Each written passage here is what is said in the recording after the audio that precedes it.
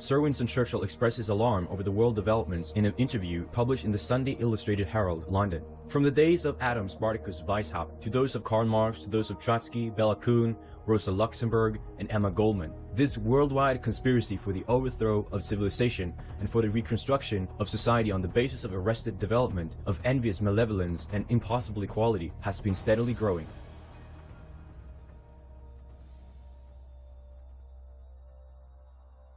Ideological and cultural subversion is a subtle, gradual, and persistent undermining internally of another group's values, strength, and ways of life, with the aim of making them vulnerable. This is the strategy that the communists used when they infiltrated and took over societies from within, starting with Germany.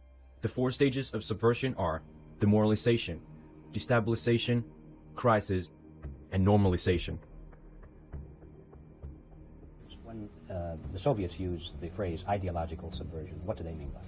Ideological subversion is the process which is legitimate, overt, and open. You can see it with your own eyes. All you have to do, all American mass media has to do, is to unplug their bananas from their ears, open up their eyes, and they can see it. Only about 15% of time, money, and manpower is spent on espionage as such. The other 85% is a slow process, which we call either ideological subversion or active measures, активные мероприятия in the language of the KGB, or psychological warfare.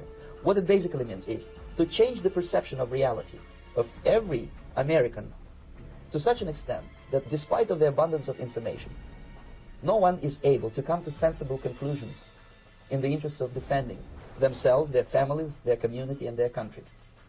It's a great brainwashing process which goes very slow, and it's divided in 4 basic stages.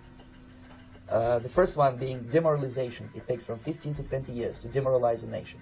Why that many years? Because this is the minimum number of years which requires to educate 1 generation of students in the country of your enemy, exposed to the ideology of the enemy. In other words, Marxism-Leninism ideology is being pumped into the soft heads of at least 3 generations of American students without being challenged or counterbalanced by the basic values of Americanism, American patriotism. The demoralization process in the United States is basically completed already.